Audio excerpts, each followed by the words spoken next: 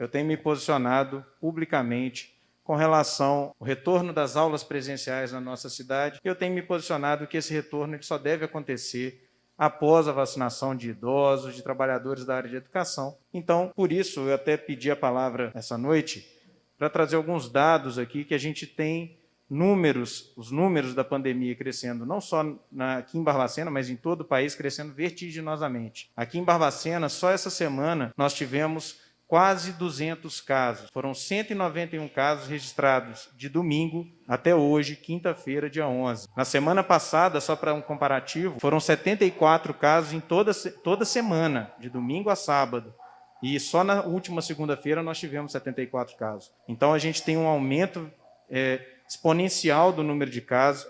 Tivemos 3 óbitos registrados essa semana, chegando a um total de 90 óbitos somente de moradores de Barbacena. Não estou aqui contabilizando aquelas pessoas de outras cidades que vêm se tratar na cidade. Então, a gente está com um quadro muito, muito complicado. O vereador Flávio teve que se ausentar, ele comunicou a todos nós aqui que o número de leitos lá da Santa Casa parece que colapsou. Ele foi lá justamente tratar disso. Então, para a gente ter uma noção da situação da pandemia na nossa cidade nesse momento.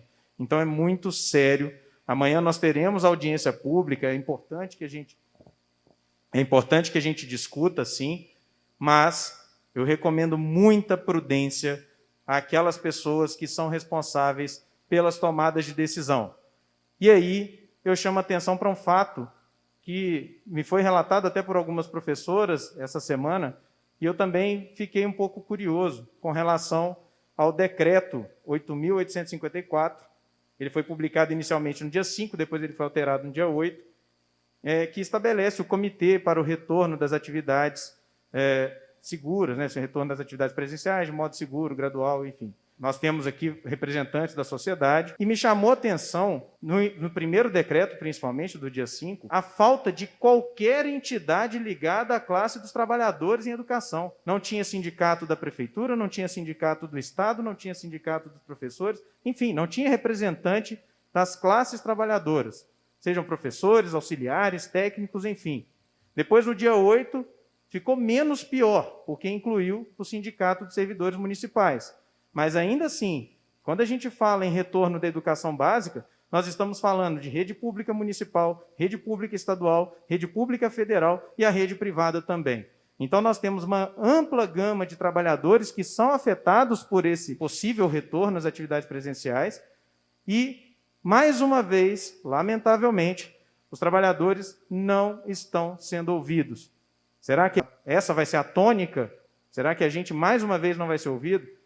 Que quando se coloca um comitê para se discutir, eu acredito que a gente esteja trabalhando para tomar decisões de uma maneira mais ampla, mais democrática possível e baseada em dados técnicos. Então, é impossível tomar uma decisão sem ouvir todos aqueles e aquelas que são, de fato, afetadas por essa decisão. Não estou dizendo aqui que o comitê é parcial nem nada, mas é importante ouvir também trabalhadores e trabalhadoras da área da educação. Então, fica aqui esse questionamento e espero que essa situação seja revertida. Eu acho que a gente tem tempo, a gente tem a possibilidade de ampliar esse comitê para que as decisões sejam tomadas de maneira mais ampla, serena, sem parcialidade, sem paixão, que a gente tome decisões baseadas em fatos. Só para uma última informação, notícia do G1, de agora há pouco, cerca de meia hora atrás. Só hoje, no Brasil, foram registradas 2.207 mortes por conta da pandemia de Covid-19. Mais uma vez, nós atingimos um recorde da média móvel, ela cresceu 49% em relação a 14 dias atrás. Aqui em Barbacena, nossa média móvel de casos cresceu 74% em relação a 2 semanas atrás. E a gente tem um total já de 273 mil óbitos em todo o país. A gente já tem mais de 11 milhões de pessoas contaminadas. E a gente tem a variedade britânica registrada aqui em Barbacena. Ela é muito mais contagiosa e a gente está colocando em risco a vida não só dos estudantes, mas também de profissionais e de toda a comunidade escolar. Porque os estudantes, muitas vezes, têm contato com idosos nos seus lares. Esse retorno na modalidade híbrida permite que muita gente fique uma semana na escola, depois vai ficar uma semana em casa. Acaba que nesse período tem que ficar em casa, muitas vezes vai ficar com os avós, com pessoas de idade mais avançada, pessoas com comorbidades, enfim. Então, a gente está lidando com vidas. É muito importante que a gente discuta isso com muita serenidade. Não é alarmismo, a gente está trazendo números, a gente está trazendo dados, e é muito importante que nós todos aqui tenhamos muita serenidade.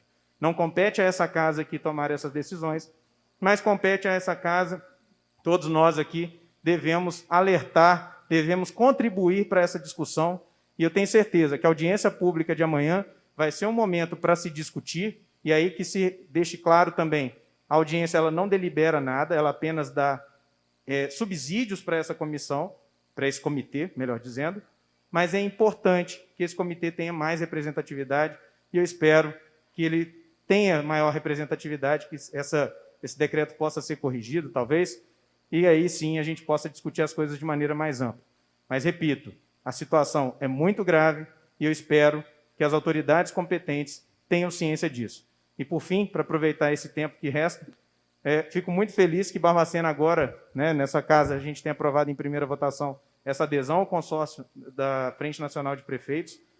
Ela abre possibilidade não só para compra de possíveis vacinas que estejam disponíveis no mercado, mas ela também vai abrir possibilidade para outros insumos, e eu tenho certeza que é um grande avanço para agilizar o processo de vacinação, porque aí sim, com vacinação, em massa, especialmente, né, esperamos que em breve tenhamos vacinação em massa, aí sim a gente pode falar em retorno seguro, não só as atividades escolares, presenciais, mas também de toda a retomada econômica, que eu tenho certeza que todos nós aqui queremos isso. Só que isso tem que ocorrer com segurança e não existe protocolo seguro sem vacinação.